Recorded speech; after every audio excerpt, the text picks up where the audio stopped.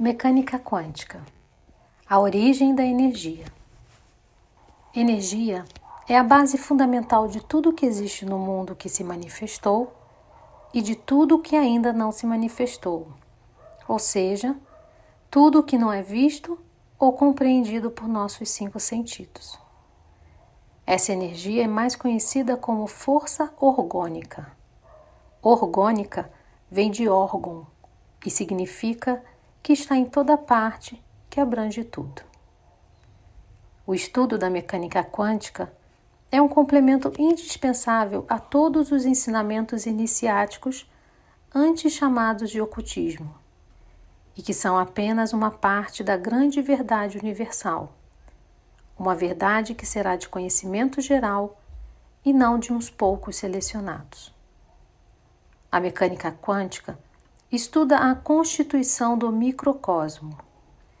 Micro significa pequeno, cosmos significa mundo, isto é, aquele pequeno mundo de partículas milimicro-infinitesimais que estão abaixo do átomo e que constituem tudo o que existe nos reinos mineral, vegetal, animal e o próprio cosmos, incluindo entidades biológicas ou seres humanos. Essa energia universal que tudo compõe também é chamada de bioenergia. Já a física experimental lhe dá o nome de energia bioplasmática, além de ser conhecida por diferentes nomes em diferentes culturas. Assim como no Oriente é conhecido pelo nome de prana, e os Vedas lhe dão o nome de Prakriti. A Bíblia e muitos outros livros sagrados dizem que Deus criou o mundo do nada. Porém, naquele nada havia e há algo que se chamou éter.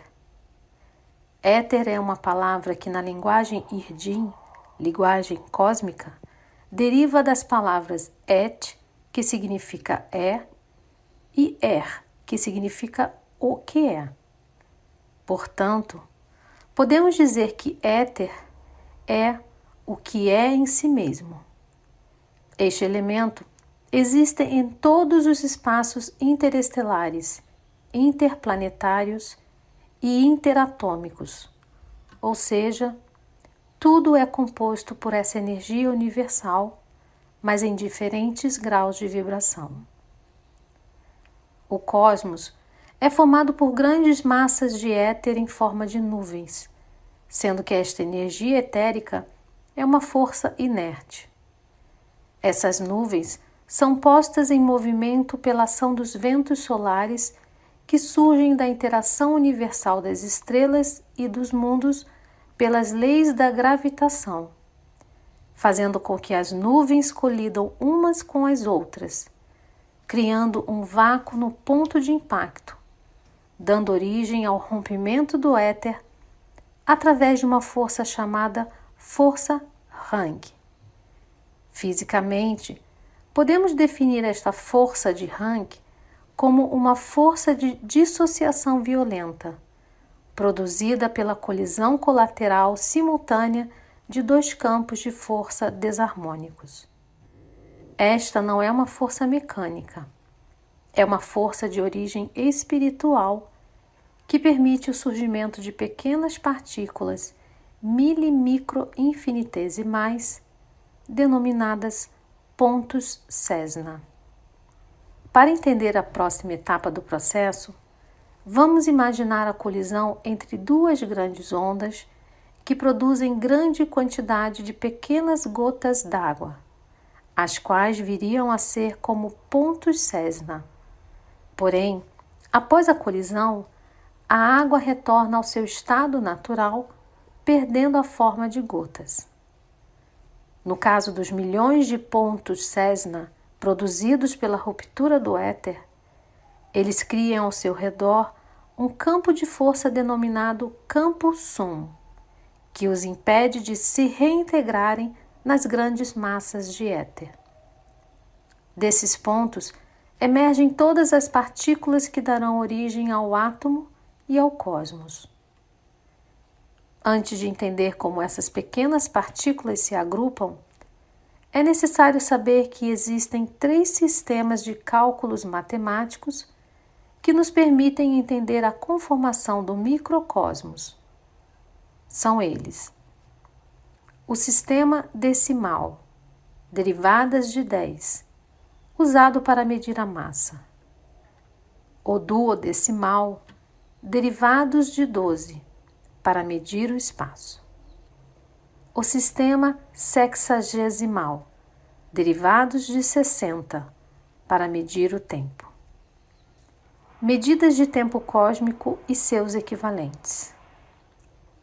Um lustro, 5 anos, é equivalente a 60 meses. Um mês é igual a 30 dias e 30 noites. Um dia é igual a 12 horas diurnas e 12 horas noturnas. Uma hora é igual a 60 minutos. Um minuto é igual a 60 segundos. Um segundo é igual a 12 instantes. Um instante é igual a 60 quarts. Um quarts é igual a 60 spin. Um spin é igual a 12 quantas. Um quanta é a menor quantidade lógica detectável de energia ou espaço-tempo. Após esta breve explicação, voltemos aos pontos Cessna e vejamos como estão agrupados.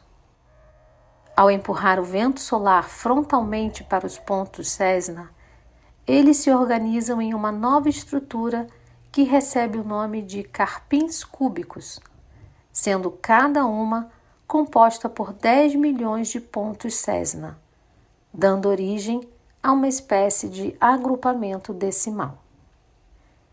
Formação de carpins cúbicos.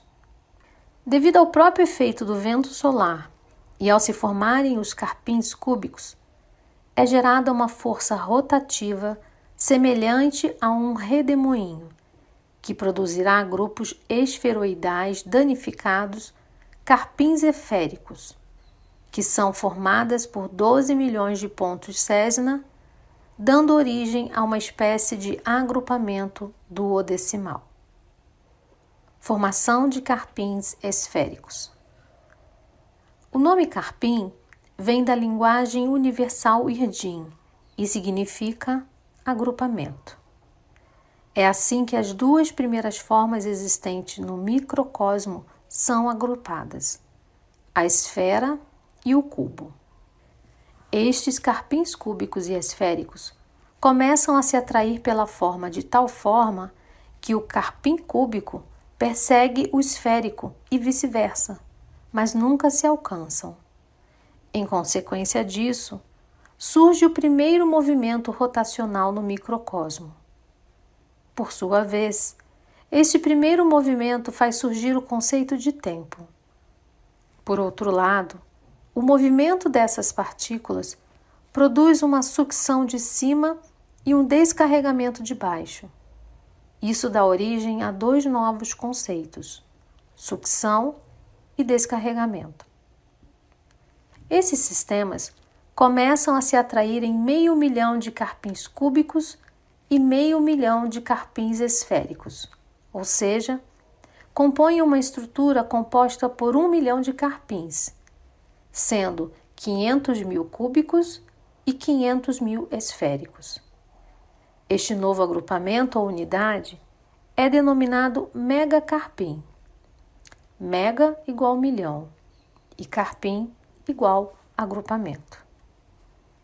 O megacarpim assume a forma de uma estrutura elipsoidal, produzindo em seu interior um movimento de forças que impedem a entrada ou saída de novos carpins que tentam alterar o número integracional de 1 milhão de carpins, de forma que sempre se mantenha um equilíbrio no interior da citada partícula composta por 500 mil sistemas. Qualquer carpim extra é, portanto, rejeitada do sistema.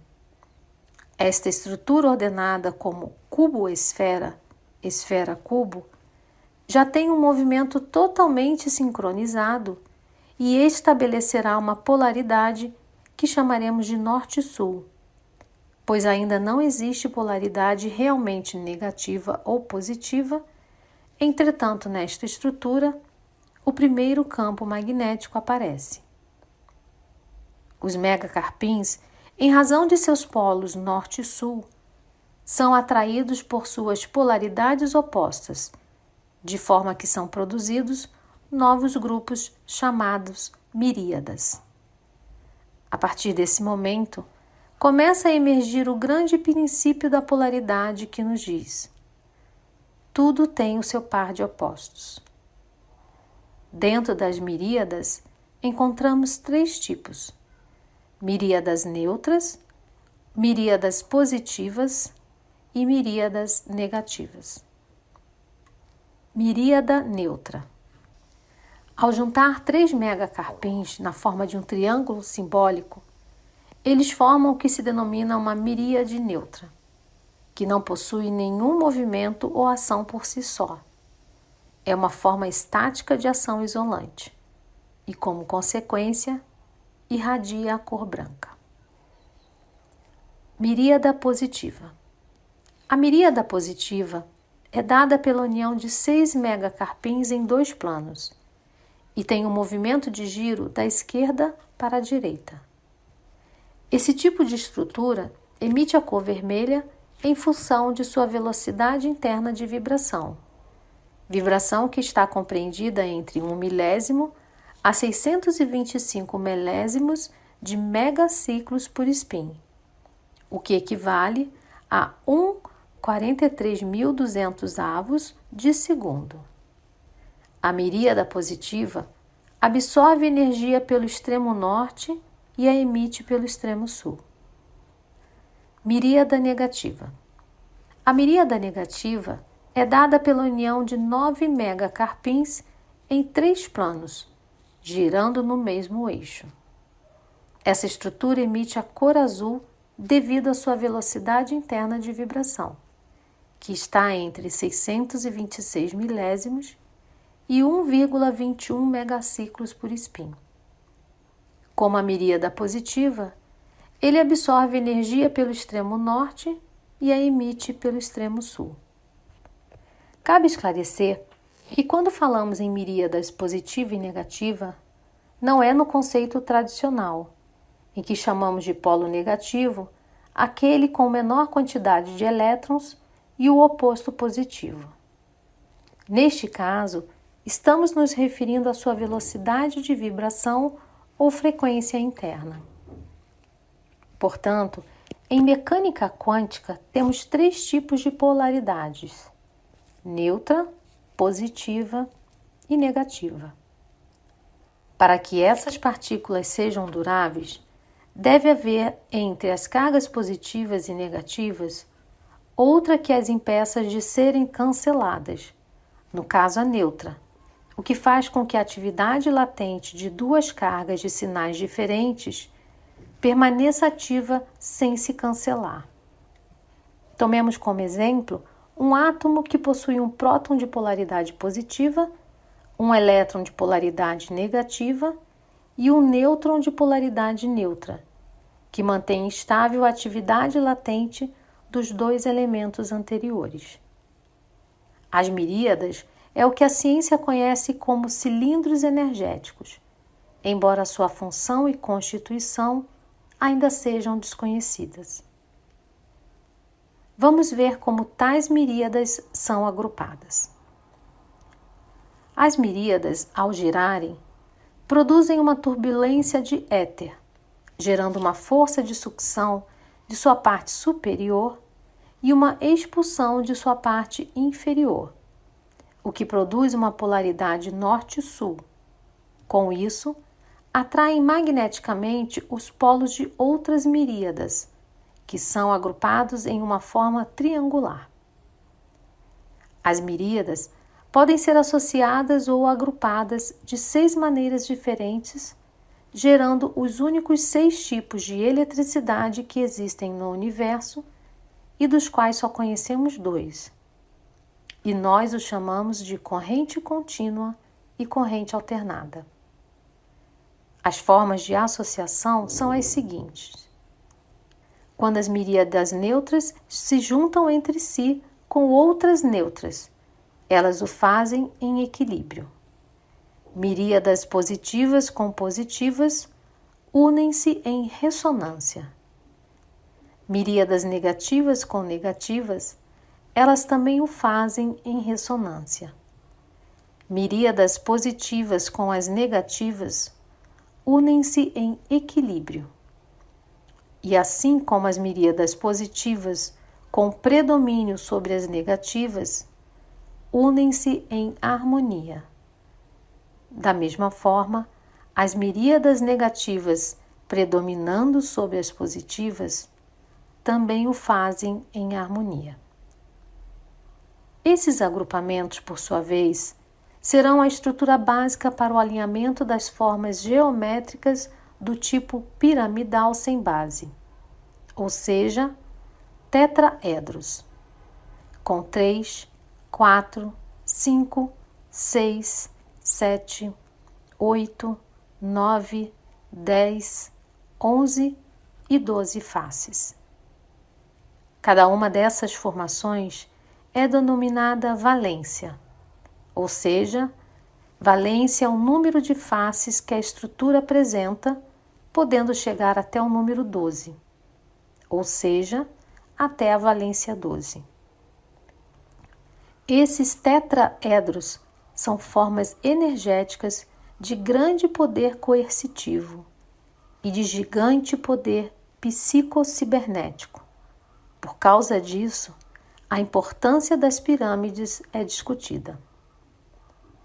Esses tetraedros começam a se juntar, formando novas estruturas denominadas ramas, que são grupos de tetraedros em forma ressonante e em números variáveis entre 3 e 12. As ramas se unem entre si em número de 60 para originar estruturas complexas denominadas correntes. As correntes, obedecendo às pressões internas e externas, dão lugar a forças centrífugas e centrípetas, que as circulam, formando a partícula essência da matéria, chamada parton ou quark. Parton é conhecido pela ciência desde 1968, após muitas observações de vários cientistas, incluindo Fairbank e Bjorken, que através de um acelerador de partículas produziu uma colisão entre elétrons, e esta foi subdividida em um grande número de minúsculas partículas que eles chamaram de partons ou quarks, ou pontos essenciais. Esta partícula não é detectável como massa, mas como energia. Posteriormente, estudos realizados pelo cientista ganhador do Nobel Murray Gell-Mann por suas descobertas sobre as partículas elementares permitiram consolidar a existência da partícula essencial parton ou quark. A teoria de Gell-Mann lançou luz sobre o campo de pesquisa, depois que cerca de 100 partículas foram descobertas dentro do núcleo atômico.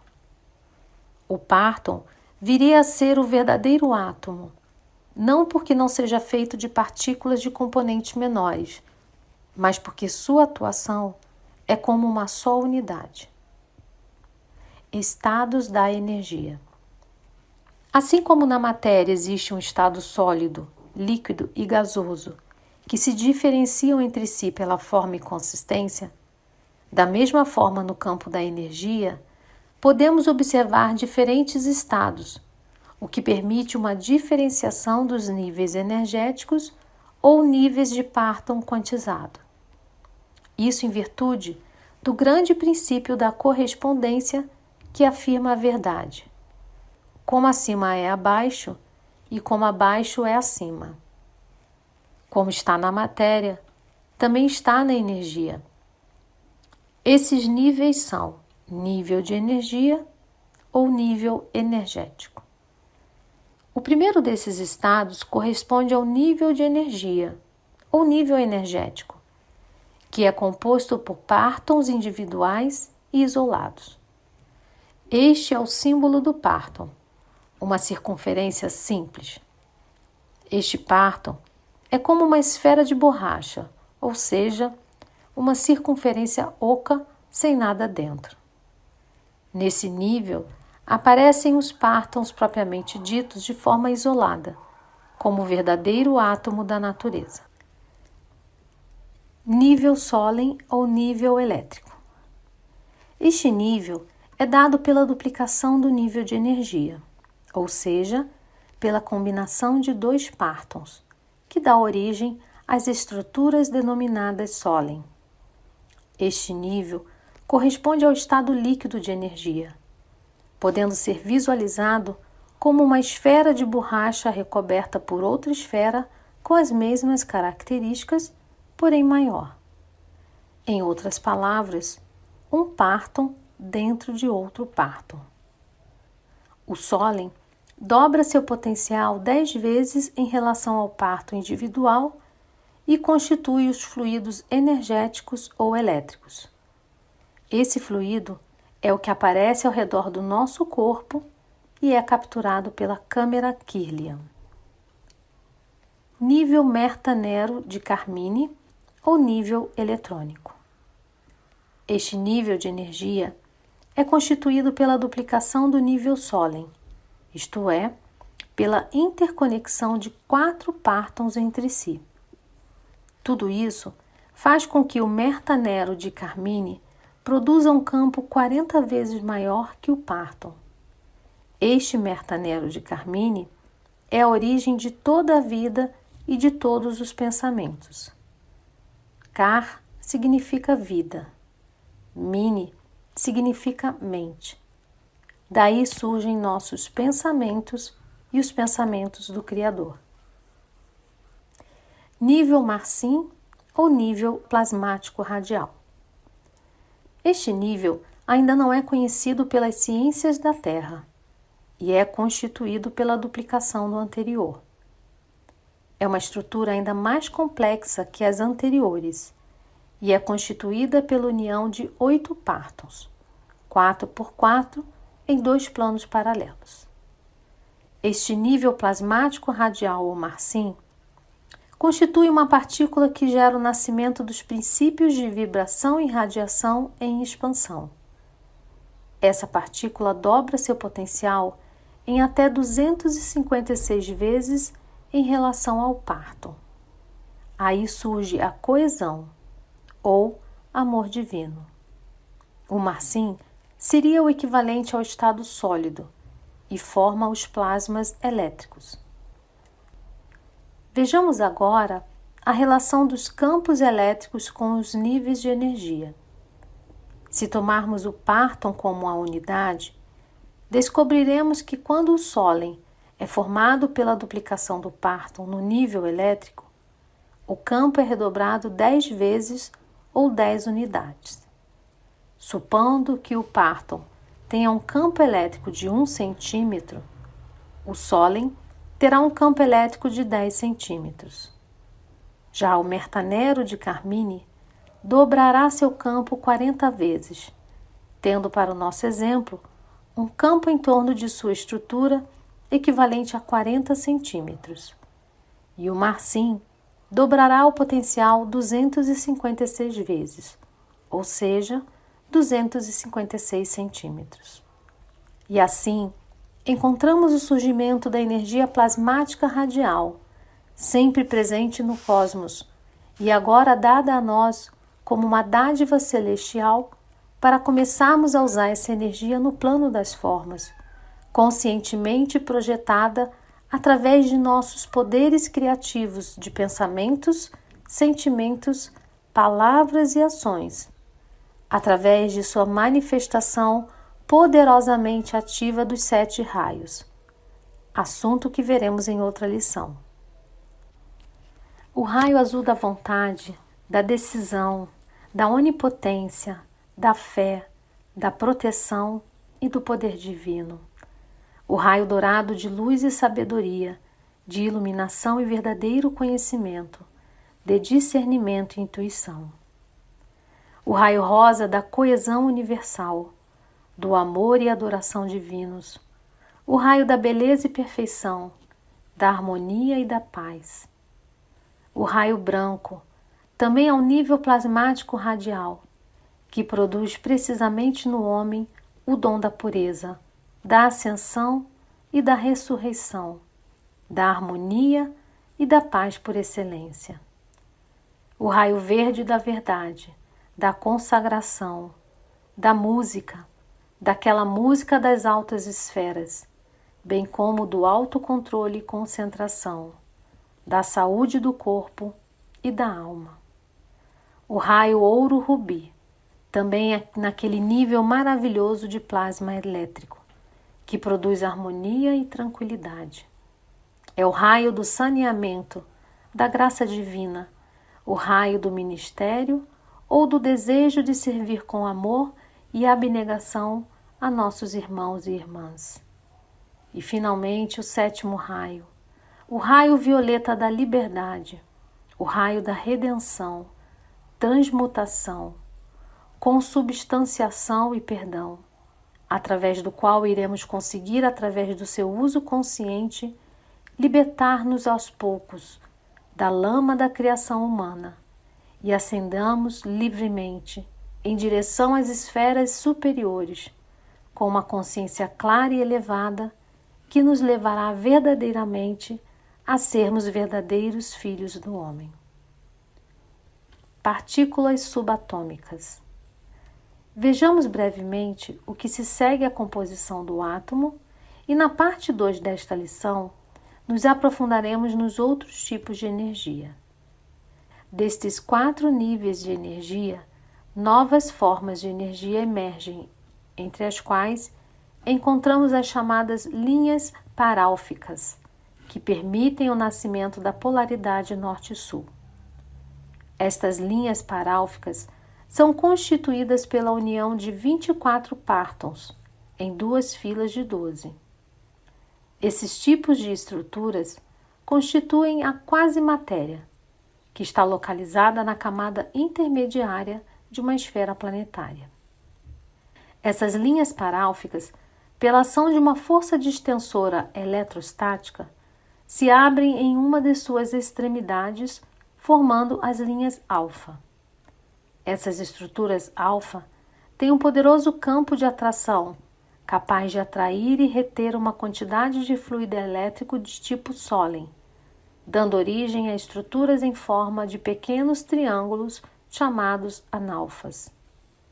Esses analfas são as estruturas básicas, a partir das quais temos a conformação de todo o mundo subatômico de partículas que darão origem aos minerais, plantas, animais e ao próprio ser humano. Os seres humanos são compostos por 7 tipos diferentes de analfas. Em termos gerais, podemos dizer que analfas são energias superiores através das quais se pode obter uma infinidade de diferentes partículas de energia. Neste ponto, estamos no limite entre energia e matéria, uma vez que a matéria nada mais é do que uma manifestação densificada de energia. Quando um analfa aprisiona um fluido Solen positivo, faz surgir uma partícula chamada meson, de polaridade positiva e com manifestação na terceira dimensão e sua contraparte, o alfa meson, com manifestação em quarta dimensão. O meson e o alfa meson, integrados como um todo, fornecem calor. Agora, quando o analfa atrai um Solen negativo fluido para si, o fóton surge, com carga negativa na terceira dimensão. A sua contraparte é o fíton, também carregada negativamente, mas na quarta dimensão. O fóton e o fíton, integrados em um todo, constituem uma estrutura que deve dar origem à luz. Por outro lado, quando o analfa aprisiona um fluido Solen neutro, Nesse momento, surge um íon de carga neutra na terceira dimensão e sua contraparte, o díon, também de carga neutra, mas na quarta dimensão. Este íon, em conjunto com o díon, estabelece um equilíbrio entre as partículas subatômicas positivas e negativas, evitando que se destruam. Essas partículas subatômicas, por sua vez, são agrupadas formando as partículas componentes do átomo. Temos 12 mesons originam um próton na terceira dimensão. 12 alfa-mesons originam um pósitron na quarta dimensão. 12 fótons originam um elétron na terceira dimensão. 12 fítons originam um negatron na quarta dimensão. 12 íons originam um nêutron na terceira dimensão. 12 díons originam um neutrino na quarta dimensão. A composição desses elementos resultará na estrutura real do átomo. Esta é a composição principal das partículas subatômicas presentes em toda a existência. Física atômica, estrutura real do átomo. Como todos sabemos, o átomo é constituído por um núcleo que contém dois tipos de partículas, os prótons na terceira dimensão e os pósitrons na quarta. A combinação dessas duas energias é chamada propósitron. Dentro do núcleo, o nêutrons também aparece na terceira dimensão e sua contraparte, o neutrino, na quarta dimensão. A combinação dessas duas energias é chamada de neutrônio. Em torno do núcleo, encontramos as orbitais em que os elétrons, na terceira dimensão, e os negatrons, na quarta dimensão, são rotativos. A combinação destas duas energias é chamada eletronegatron. Devido à força do pósitron carregado positivamente, os eletronegatrons estão constantemente girando em três movimentos: um movimento rotacional, um movimento peristáltico e um movimento translacional ao redor do núcleo. Além disso, verificamos que entre o núcleo e os orbitais existe uma força denominada força cártica, que impede os orbitais de saírem de seus próprios lugares, permitindo a rotação harmoniosa dos eletronegatrons em relação aos propósitrons. Ao mesmo tempo, a força que neutraliza essas duas cargas é o neutrônio. Esta é a estrutura do átomo com suas três polaridades. Quando esses átomos se juntam, eles constituem nossas células, tecidos, órgãos e todos os tipos de organismos e objetos materiais. Que o amor de Deus esteja sempre presente com você.